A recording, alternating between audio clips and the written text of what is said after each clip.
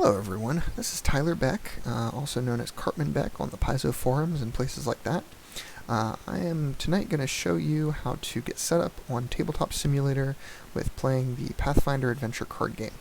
I'm going to go over a few of the just setup things that you need to know for setting up the game, a few of the sort of tips and tricks and keyboard shortcuts, and if you like this video and want to hear more from me, I'm hoping to do a few more tutorial type videos and maybe even do a few streams during PaizoCon. So with that, let me get everything started. So as you can see, I have the Tabletop Simulator application open already. In order to get that, you're going to need to go to Steam and download it. It does cost about $20 in US to get the Tabletop Simulator application. But once you pay for the app, you will then not have to pay for anything else. All the content is freely available through the community. So I'm going to just go ahead and click on Create. So if you were to be joining a game that someone else has created, you would click on Join, and then you can see here there's a whole ton of different servers. You're going to probably want to search for the name of the server that your box runner gives you, and your box runner should also give you a password for that. So you would type in the name, choose that server, and it'll ask you for the password. But right now I'm going to go to Create because I'm going to create a new instance of the game. I'm just going to do single player for right now. So as you can see, this is the sort of generic table that is loaded in when you first start the game, and you're going to want to go to the Pathfinder Adventure Card Society sanctioned implementation. Now there are other implementations of the Pathfinder Adventure Card Game on here. This is one, for example, the one that says 2nd edition scripted. I highly recommend that you check that out once you've gotten a little bit more used to the Tabletop Simulator setup. There's a lot of scripting built into that version of it, and it can be a little daunting for a new player. But for now, I'm going to show you a much simpler setup that I have created. So I'm going to load that up, and it will take about 30 seconds or so to load. There's a lot of image assets that it has to load in. Those are all loaded in through the Steam cloud library, so none of this has to be downloaded directly to your computer for long term. It's all going to be just done through the cloud. So you'll see that this is the basic setup of the game. You can see the board here. You can see each of the players where they would get set up around here. This is the vault where all of the cards that you're going to be drawing from are located. So just to sort of get everyone started, you can see here that in the vault we have stacks for barriers, monsters, weapons, spells, etc., all the different types of cards, as well as all the sort of support cards like the Scourges and the Proxies and the Storybanes. Over here is the stack of locations, so we're going to be getting into that in a moment here. I also want to show you quickly this little drop cards here to sort. There's this is a little tab or a little tablet that you can drop things onto. So if I was to make a stack of mixed cards, for example, just drop a bunch of cards from different stacks in there. I have a well-mixed deck of 7 cards here. I can actually just pick that all up and drop it right there, and it sorts those cards right out, which is very handy. So here is the player mat area. You can see that there are 4 players on the sort of southern edge of the table, and then 1 on each of the sides of the table for players 5 and 6. And if you were to let's say you wanted to use one of the pre-generated characters in a first level scenario. So I'm going to show you over here. There's a whole bunch of little bags of different useful things. So one of those is the new Tier 1 pregens, and so if you're a player joining a game and you don't have a game or a character already built, then this is the place to go. You pull out a box or a bag of the new Tier 1 pregens, and there's currently 12 pre-generated characters, all at Tier 1 for the Pathfinder Card Society. You can choose any of them. I'm gonna grab Sela. She's one of my favorites. So I will move her down here to my player mat. You see that's right over here. And I do want to point out that Tabletop Simulator, if you're not familiar with it, is really more of a physics engine than a gaming engine. So there's a lot of picking up and moving. There's a lot of dragging things out of decks and out of bags. There's not a ton of built-in automated scripting. Anything that's automated has been scripted by the people who have built the module that you're playing. So inside of this bag for Pregen Sela, you'll see that, sorry, let me show you how that works. So you'll right-click on the bag and click Search. And you can see that Sela has a whole bunch of items in here. Sela is built using 2 of the Adventurer's packs, and I'll show you where those are in just a moment, but she's using the Tank pack and the Divine pack. And you can see she has a little standee here, which we'll pull out, so that's what you'll use to represent Sela on the board. She also has the character card, which is right there, and then her role card is here as well. I'm not going to worry about pulling that out right now.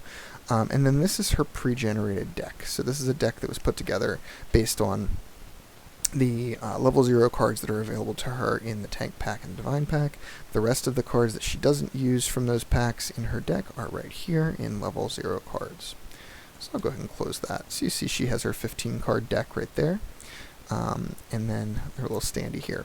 Now I'll show you where those Adventurers packs are that her deck is made out of. So they're right over here on the sides. These are each an infinite bag of each of the Adventurers packs, which are made up of the cards in the core set and the Curse of the Crimson Throne adventure path. So Sela was made with 1 Divine pack and 1 Tank pack.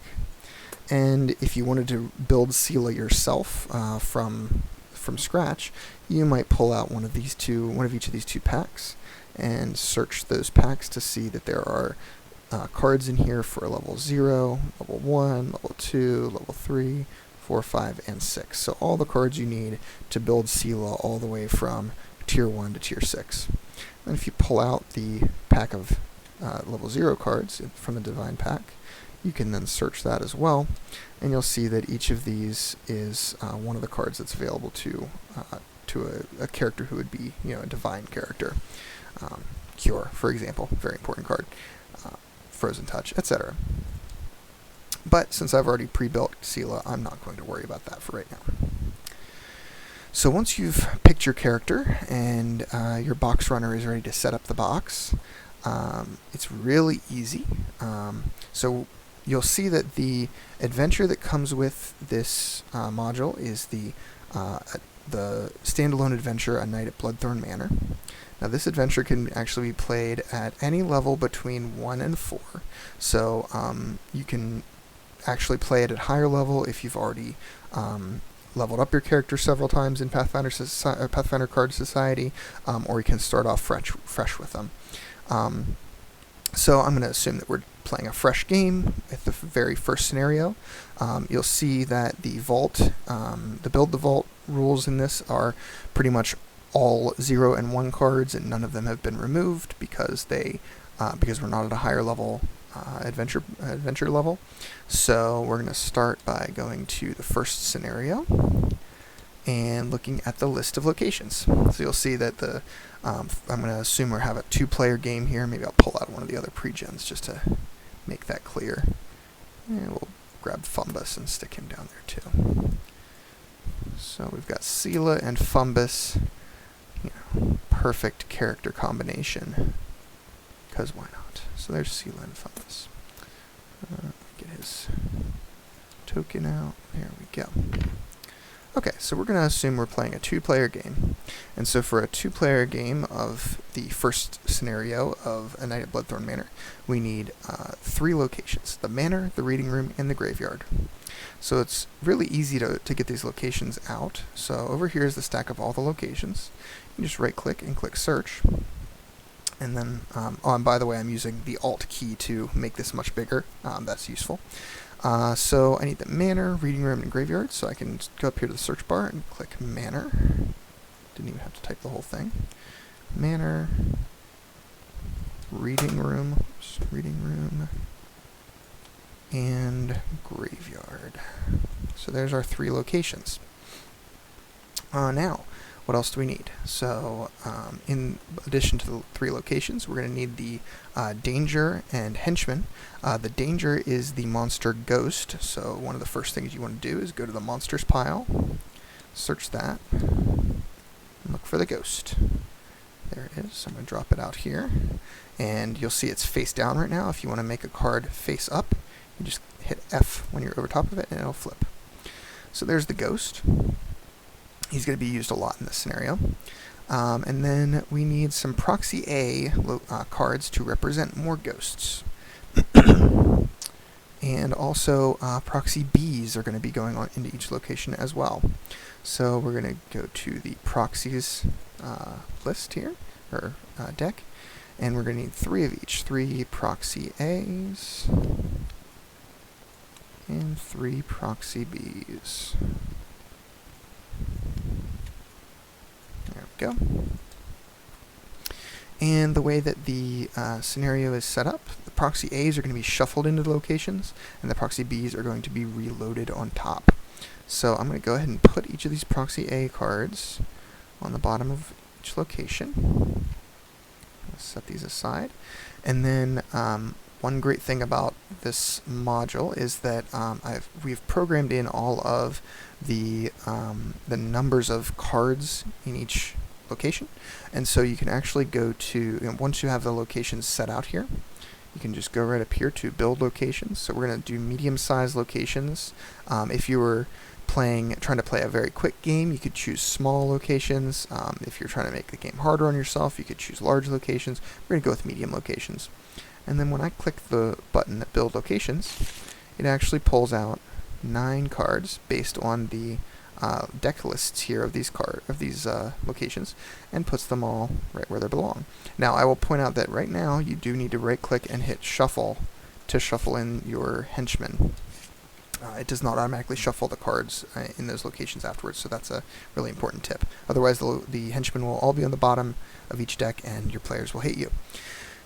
So, once you've built the locations for this scenario, I also need a Proxy B on top of each location. So those go right there. And then let's see if there's any other setup that we need. Nope, and then we're ready for the Blessings deck. So the Hourglass the space is right here. You can build the Hourglass with a simple click. It's right next to the Build Locations button. Normal Hourglass is 30 blessings, so you can leave it at 30, or you can make it smaller or larger. And I'm going to go ahead and hit Build Hourglass, and that's going to grab 30 random blessings from this deck and put them right here. So, if you're ready then for your first turn, well, one of the things you're going to need is some dice. So you can go over here to the dice bags and grab yourself, say, a D8, D6, a couple of D4s, a D10, a D12. Now, a couple of tips with the dice. If you mouse over one of the dice, it's going to show you the current value that dice has rolled, which is great. But there's much more you can do with mousing over a die. You can actually mouse over a die and hit the R button for randomize, and it will roll that die for you. You can do that with any of the dice. You can pick up a die and move it around and throw it to let it actually roll, and it will show you again when you mouse over what the total is.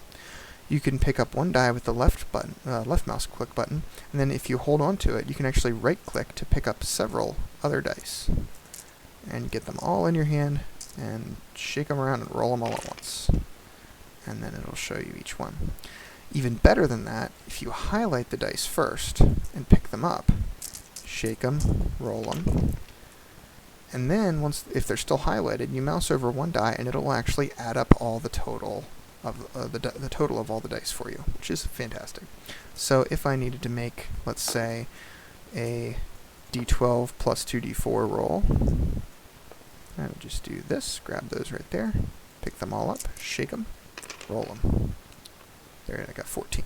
Or, if you don't feel like shaking and rolling the dice, you can just mouse over them, hit R, it'll randomize all of them for you and show you the total.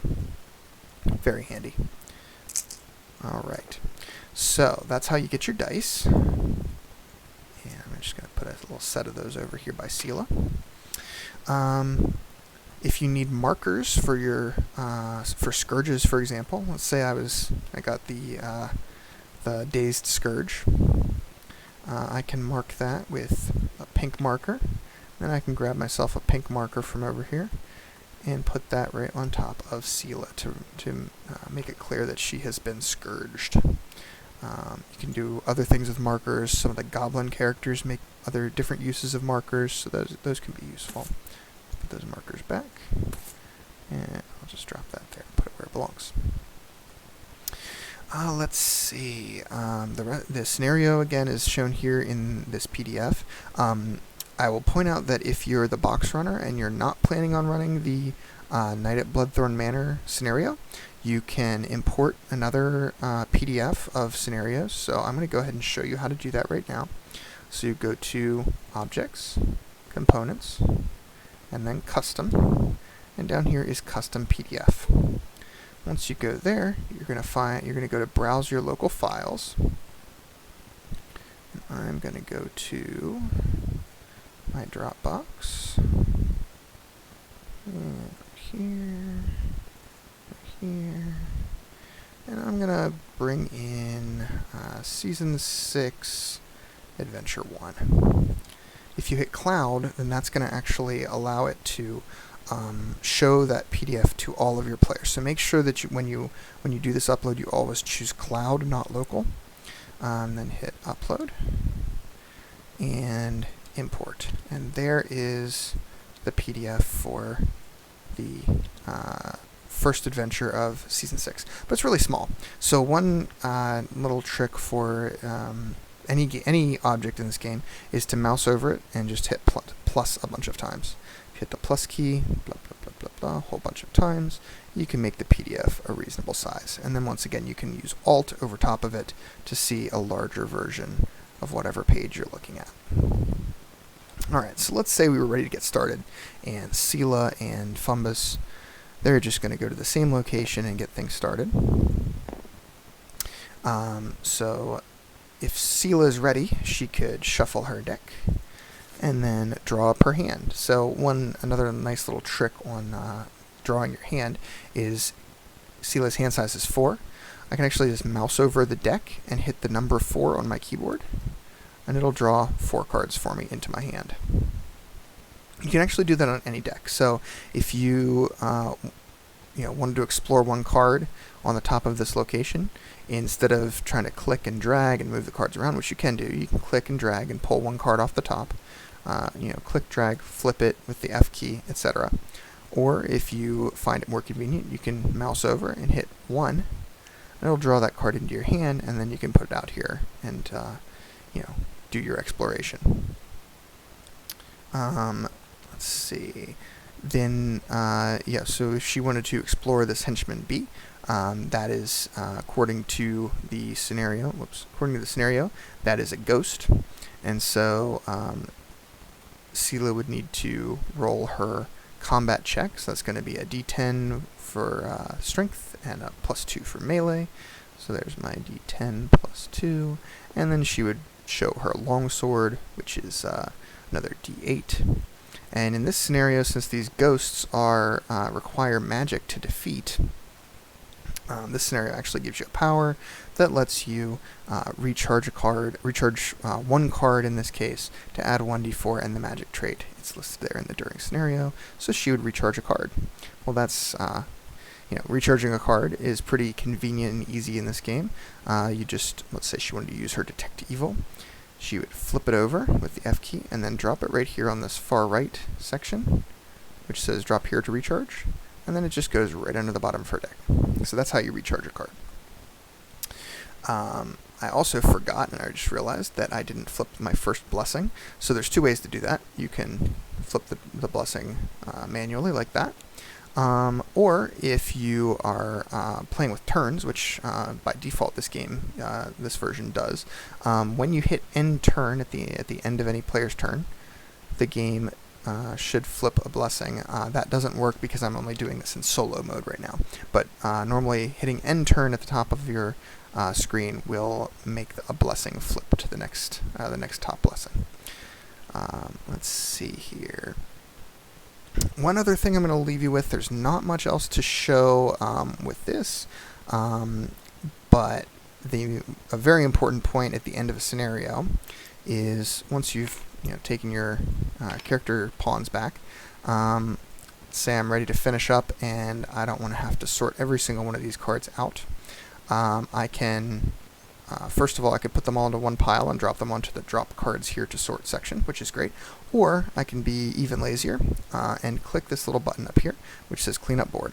So if you click the Clean Up Board button, it's going to take every card on the board and put them back into the stacks where they belong. Now I'll note that the cards that are in my hand, like the scimitar and the pig, if they were out here on the board, along with a bunch of other cards, you'll see that Cleanup Board doesn't do anything with them. The reason is those cards are not scripted to be grabbed by the function. Cards that are in the Adventurers packs, which is what we built our decks with, do not go into the vault using that function. So that's a good way to make sure you keep your cards from your character deck and the cards from the vault separate. I think that is about it.